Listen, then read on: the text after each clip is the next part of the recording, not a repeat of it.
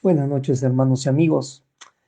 Hoy queremos compartir un tema que lleva por título Las últimas palabras en la cruz. Les cuento que cuando era pequeño y aún nadie conocía a Cristo en mi familia, los días de Semana Santa, a pesar de ser feriados y no haber clases en el colegio, eran para mí muy aburridos, inclusive hasta tristes. Por lo general, nadie salía de casa, salvo ir a las iglesias para cumplir con la tradición de recorrer las estaciones. Se solía comer cosas diferentes a lo acostumbrado y la verdad no eran muy ricas para mí. Se hablaba muy poco en casa y nadie se reía o contaba un chiste. Todo era silencio y como que caminábamos en cámara lenta.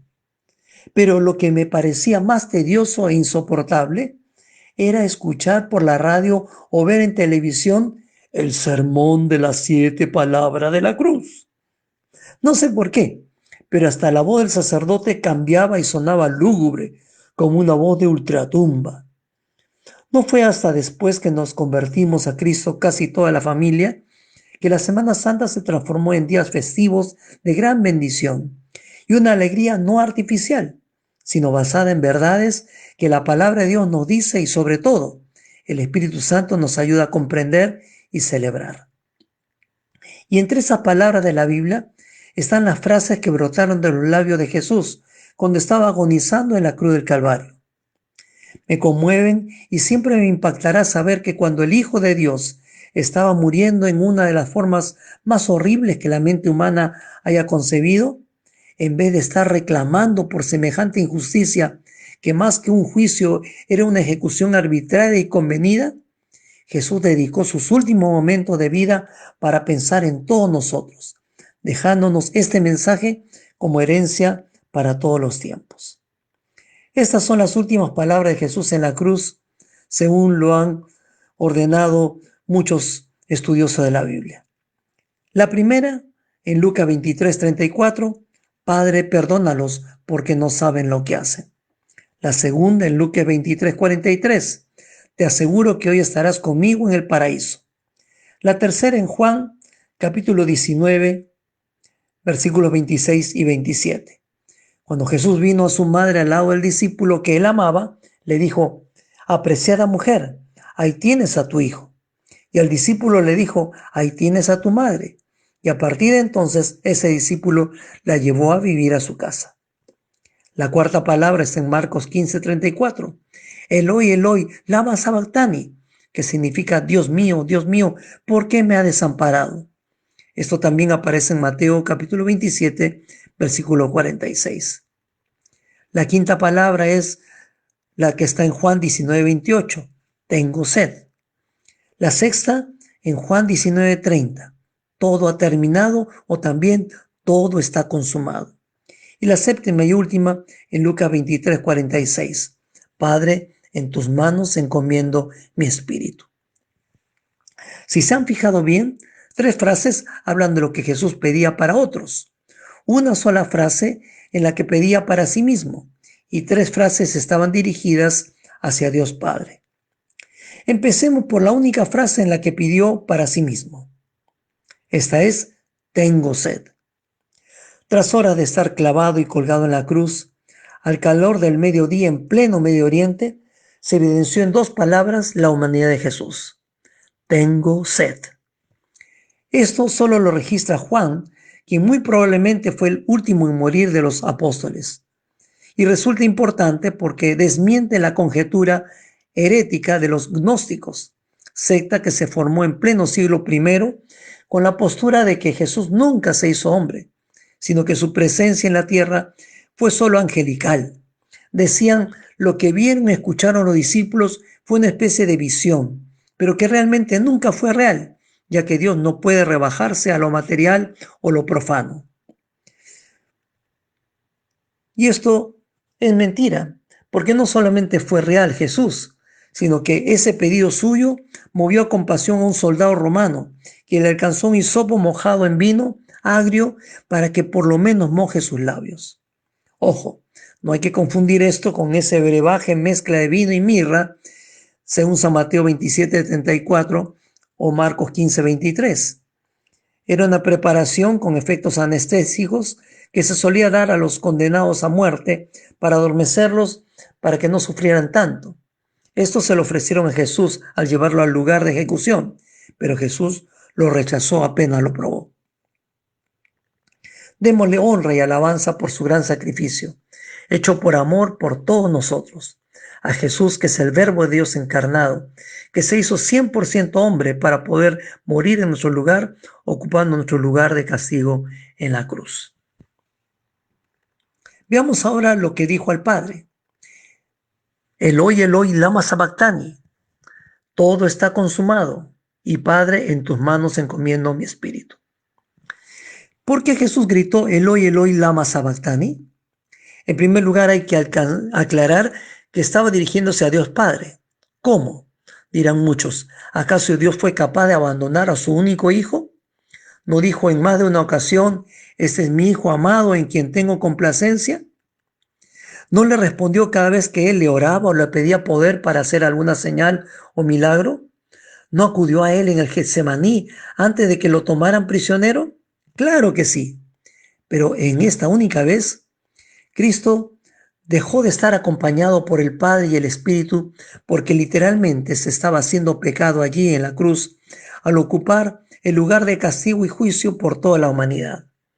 Dice Pablo en 2 Corintios 5:21, al que no conoció pecado, le hizo pecado por nosotros, para que fuéramos hechos justicia de Dios en él. Bendito sea el Padre y alabado sea Cristo, que renunciaron a su perfecta unión por amor a nosotros los pecadores, con el único propósito que nadie se pierda, sino que tengamos vida eterna. La otra palabra es, todo está consumado. ¿Por qué Jesús exclamó esto? Recordemos que desde los tiempos de Moisés, cuando llegaba el gran día de la expiación, el sumo sacerdote ingresaba al lugar santísimo del tabernáculo de reunión, llevando la sangre del cordero sacrificado por los pecados del pueblo y la rociaba sobre el propiciatorio, que era la tapa del arca del pacto. Así eran cubiertos simbólicamente sus pecados representados en las tablas de los 10 mandamientos, como la rebelión a la santidad de Dios, la vara de Aarón como la rebelión a la autoridad de Dios, y la vasija con una porción de maná como la rebelión e ingratitud a la provisión de Dios. Esta ceremonia se repetía año tras año y por siglos para que todo israelita creyente reciba el perdón de sus pecados. Recibían la gracia de ser justificados por ese corderito sacrificado en sustituto por sus pecados. El derramamiento de su sangre inocente era el pago de sus culpas y ofensas a Dios.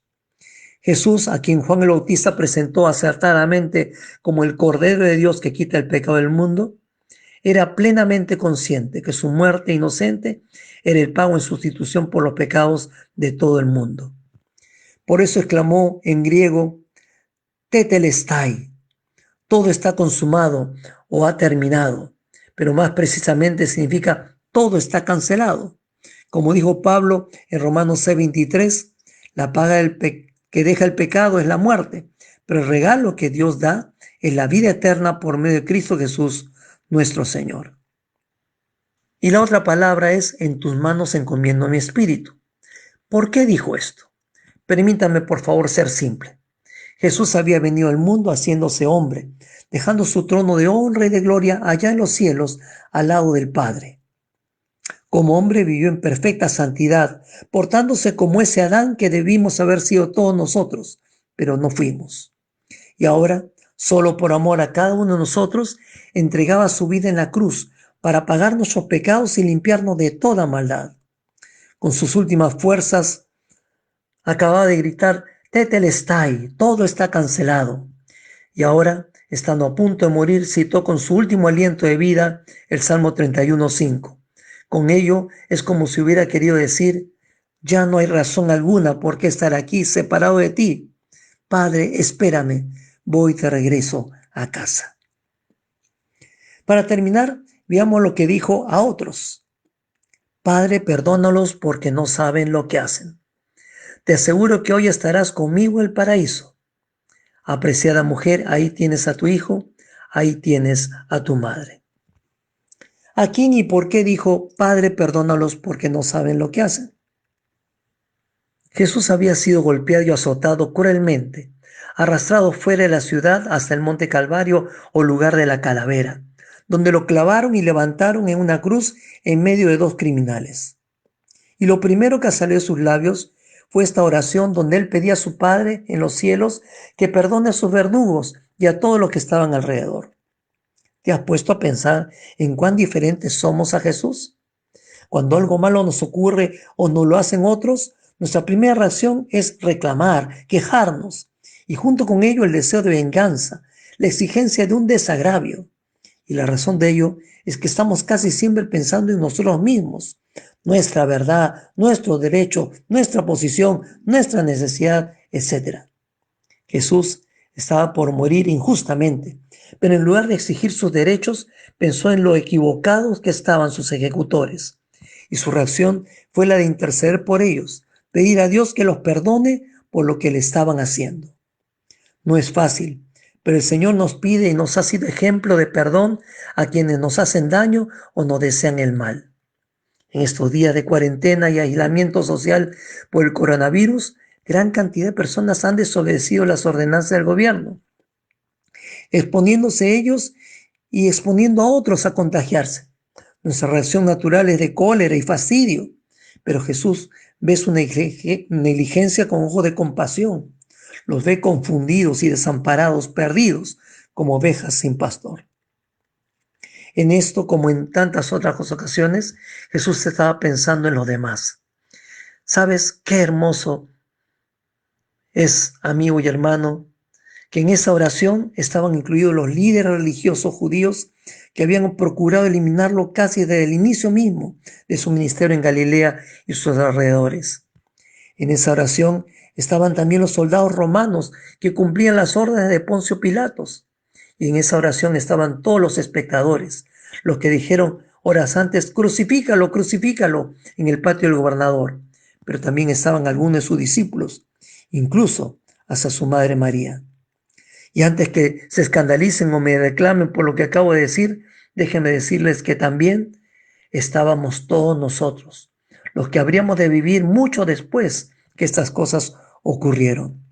Sí, hermanos y amigos que me están escuchando, Jesús estaba pidiendo el perdón de Dios para todos los responsables de su muerte. Y en ese grupo no solo estaban sus ejecutores, sino que estábamos todos los habitantes del mundo por quienes Jesús fue enviado por el Padre, para que todo aquel que en él crea no se pierda, sino tenga vida eterna. Así fue y así es. Gracias a ello es que el centurión romano que estaba al pie de la cruz dijo, este hombre era verdaderamente el Hijo de Dios. Gracias a ello, unos días después, muchos de los sacerdotes judíos también se convirtieron. Y gracias a ello, gloria a Dios, mi nombre y el suyo, hermano, pudieron ser borrados de la lista de condenados al lago de fuego ardiente del infierno, para ser incluidos en el libro de la vida allá en los cielos. ¿A quién le dijo, te aseguro que hoy estarás conmigo en el paraíso? Jesús fue crucificado y a sus costados había dos criminales. Uno de ellos lo insultaba y lo desafiaba a liberarse, y juntamente con él también a ellos. Pero al otro lado había otro ladrón, que arrepentido de sus delitos, le suplicó a Jesús que se acordara de él al momento de volver a instaurar su reino. Jesús no le pidió tener un conocimiento completo y teológico de las Escrituras. Tampoco le pidió pertenecer a una iglesia o adoptar una religión.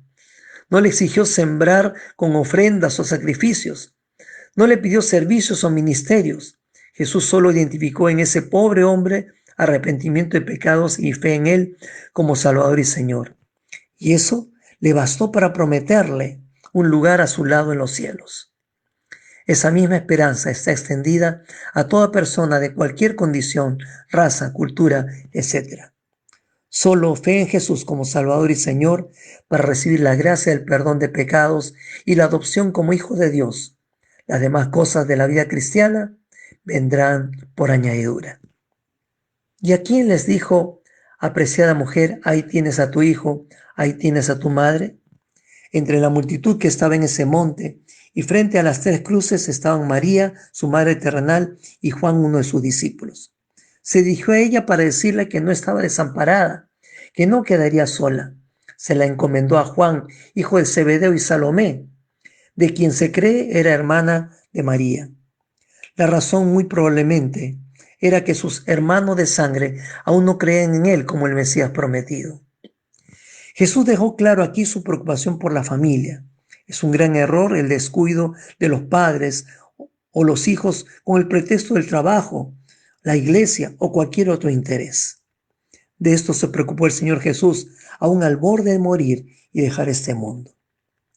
Para concluir, quiero decirles que Jesús nos dejó sus últimas palabras en la cruz como un testimonio eterno de su perdón y un deseo que nos reconciliemos con Dios, también como un llamado a la reconciliación y preocupación los unos por los otros, y como una esperanza clara y segura que todos los que creemos en Él como nuestro Señor y Salvador, estaremos un día con Él en el paraíso.